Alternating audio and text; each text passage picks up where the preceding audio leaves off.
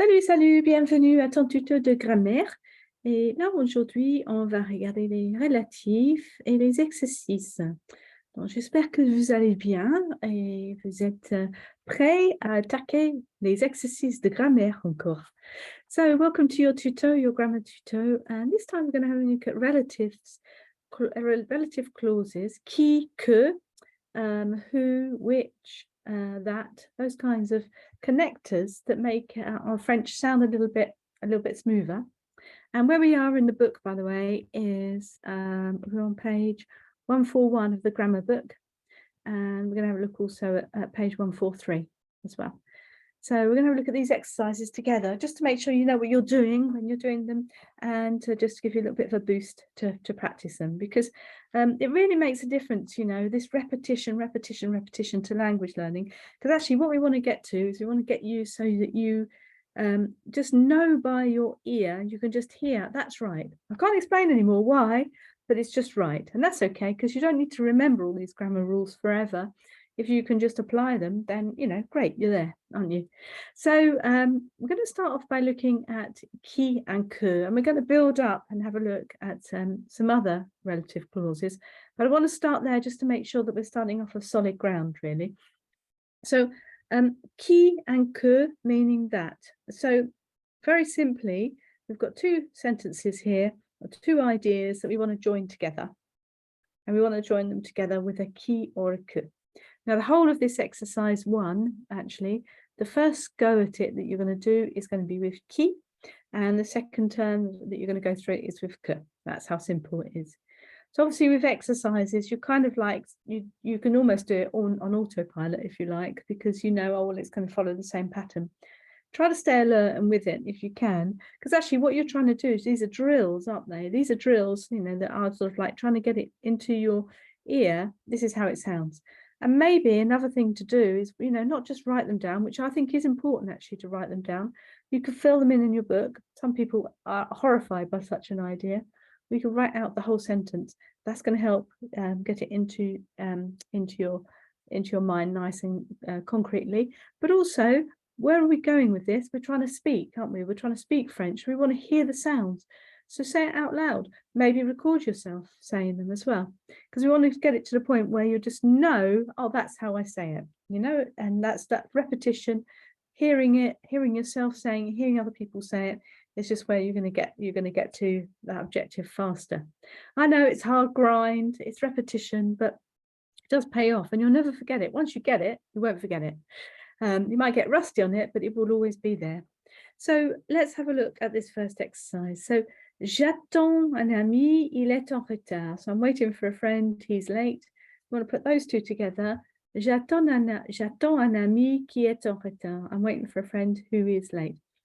That who, in English, it is who. It's not because we're waiting for a person, by the way, that we're using qui there. It's because we're following it directly by a verb, and there's nothing in between the qui and the verb. That's the reason. Okay, so remember that we're using qui directly with a verb. So you can run through all of those, and you're going to be using qui to join them together. Again, make sure you know what you're saying. Make sure you know, great way to enlarge your vocabulary. And also, you know, these are beautifully constructed sentences in this book as well. So you're going to get some good word order. There's a lot to be gained from really paying attention to the exercises as you go through. Now, the second part of this exercise is we're going to do the whole thing all over again, but we're going to switch things around so that we use que instead. So this one was j'attends un ami qui est en retard. We're going to switch it round. L'ami, so that the l'ami now becomes the subject. Que j'attends. Importantly, now we're using que because we've got a pronoun there, haven't we? So l'ami que j'attends est en retard, and so on. So that's nice for you to do. Exercise 2, nice and straightforward from the point of view. We're going to use qui and qui. What trips people up on this one, by the way, is they don't know. You might not necessarily know what all this vocabulary means. So the first step might be to just get yourself familiar with that vocabulary, and then you'll find the exercise quite straightforward. This one, exercise 3, we've got qui and que. So this is the first one where we're really stretched now to actually work out oh, which one is it going to be, qui or que? Almost, you could sort of like ignore all of the rest of the sentence and just have a look at what's going on with the verbs. So the first one, we've got nothing, have we, in front of the verb? So which one it must be out of qui and que? It's got to be qui, because qui goes straight into the verb. The second one, we've got a pronoun, so it's going to be que. So you can just look all the way down there and you can decide on that basis. It's nice and straightforward, really. But again, pay attention to what you're doing, say them out loud, write them down, try and get as much out of the exercises as you can, really, because there are a limited amount of exercises available, even in this book, even if you look at the online options of this book as well. So you really want to make the most of every example that you're given and really make sure you get your head around it, I think. Anyway, that's how I would attack it. Now we've got 3 options. You've got qui and que and où. Où is when we're referring to a place, but qui and que, as we already know. So looking down this, well, actually, où, I say it refers to a place. I've just seen another. It also refers to time as well. So looking down this list, I'll be looking for where is there a place and where is there time. So straight away, la pièce où on dort. So the room where we sleep. And I'd be looking for time, la saison où il fait le plus chaud. If you're not sure about that bit, by the way, about où, then just have a quick look back at page 140 for an explanation. We're using où with place and with time. Funny enough, we don't use quand as we would in English, when. And then the others were just going along, aren't we? We're looking for la personne qui nous soigne. Because actually you say, hold on, Ellie, there's a pronoun here. Yeah, but the pronoun is not, it's not nous soignons. It's not nous soignons. That's actually a pronoun about the person who's looking after us. So that's a qui. So that would be one that might trip you up. La langue que vous étudiez and le livre qui est devant vous. I'm sure you got those right. And then exercise 5 is a lovely one to show us how we use où for time. So the day when, so that would be when in English, wouldn't it? But obviously où in French. So the day when, the month when, the year when, the moment when. And then exercise 6, make some phrases with the time, day, month, and season. So you could do a bit of freestyle there. I don't know why, but we tend to sort of like ignore their sort of like freestyle ones, but actually that's when we're applying it, isn't it? So good to go all the way through that page, I think. All right, so they were nice and simple, I think, relatively speaking. Now we've got dont. So remember that dont is what we use for which or that when we have a verb that has a de after it. And don't be confused by the fact that we've got vous parlez souvent de la politique. So sometimes we can have an adverb that comes in the middle here. You know, do you speak often about politics? You know, do you speak about politics a lot? So souvent is just dropped in there between the parler and the de, but we still have the de there. So then we got to make the answer. So oui, c'est un sujet dont je parle souvent. Yes, it's a subject that I talk about often, or of which I speak often.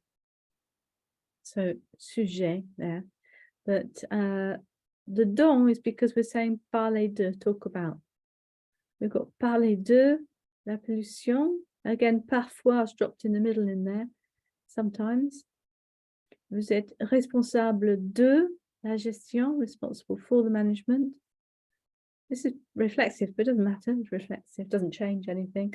Vous vous servez de la photocopieuse? Are you using the photocopieuse? Vous avez besoin du planning? Do you need the planning? Do you need the agenda, you know, the timetable? That's the one that I think, if you really want to practice actually using dont when you're speaking, I would almost suggest that you could write out a whole load of sentences where you're using dont with avoir besoin de. because it's such a common phrase that you use. Why not? You know, why not start using don with that? By the way, if you use que instead of don, it's not the end of the world. But if you want to be nice and accurate and get your French just right, then this would be right. All right, so using don all the way through there. And we're just going to say, for example, un problème, un service, une machine, un document. Cool.